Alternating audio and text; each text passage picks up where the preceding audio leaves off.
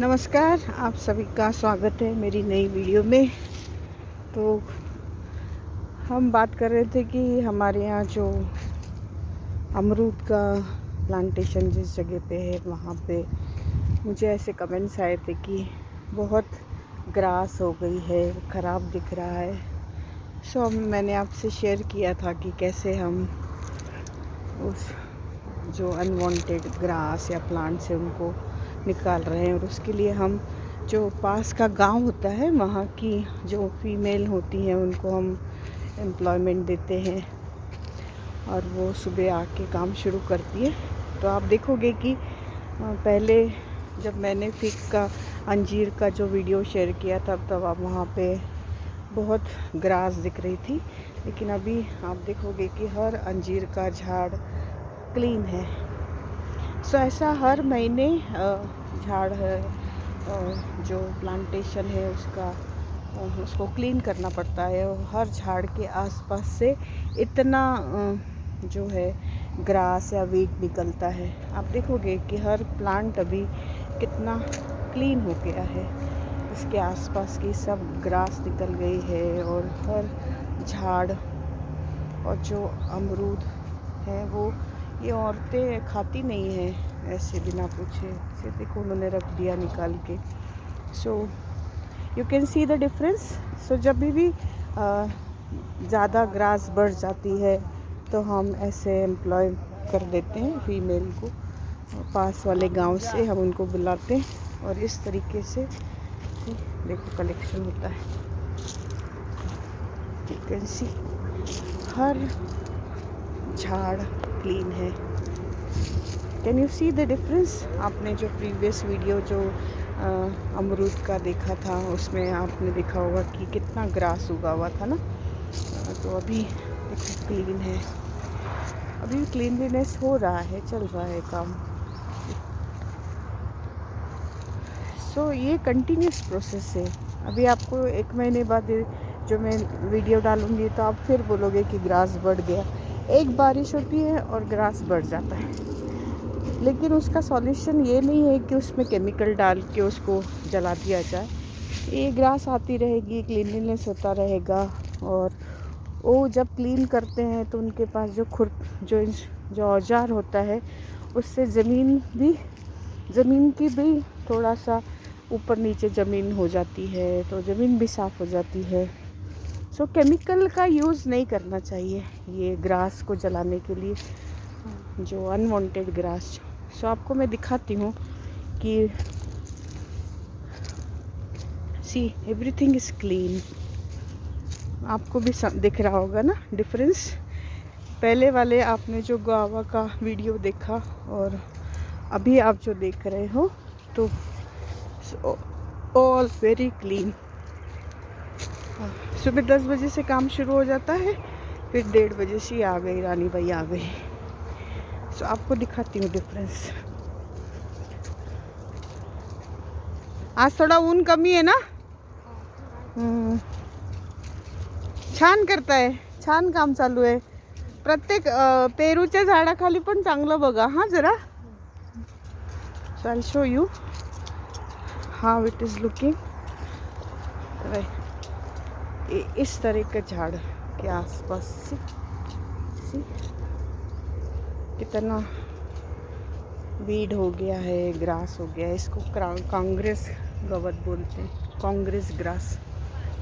सो और दिखाती हूँ कि काम किस तरीके से हो रहा है, कैसे ये ग्रास निकाल रहे हैं।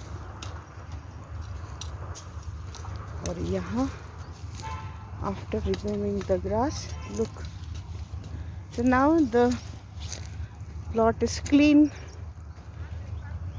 काम चल रहा है, एवरीडे काम होता रहता है। It's everyday work, it is not day work. Farming is not one day work, farming is every day something or other is going on। So see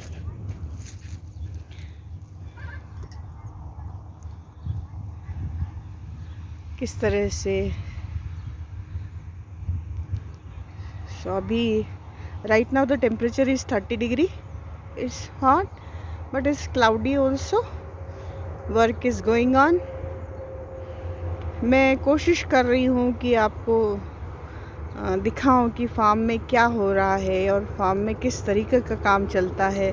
और यदि आप ऑर्गेनिक फार्मिंग करते हो तो इट्स नॉट इजी. लाइक ये जो आई हैं काम करने के लिए मौसी, 10 मौसियाँ हैं, इनको हमने बुलाया है, इनको एम्प्लॉयमेंट दिया है, लेकिन उसके लिए भी 3 दिन में 20,000 वगैरह से ज़्यादा पैसा खर्च होता है. सो ऑर्गेनिक फार्मिंग के लिए पैसा भी चाहिए रहता है. It's not easy.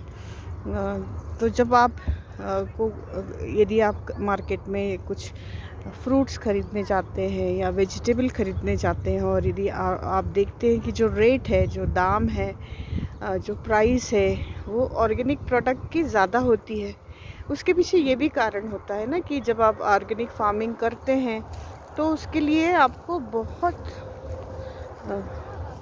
जब आप बिना केमिकल के जब आप खेती करते हैं तो पैसा ज़्यादा लगता है. तो देखो किस तरह से हर झाड़ के नीचे हमने ड्राई लीव्स रखे हैं. सो अब ये लीफ मोल्ड हो जाएगा बारिश में हर झाड़. So lots of work. अभी मेरा लंच होने के बाद मैं भी इनके साथ काम करना शुरू करूँगी. सो सब मिल के खेती होती है. ये इसको वारा ऐसे बोलते हैं, इसमें स्मेल है. सो ये पूरा आपको मैंने कहा था कि मैं आपको बताऊंगी कि क्लीनलीनेस के बाद कैसा दिखता है. So this is all. The work is going on. Work is going on.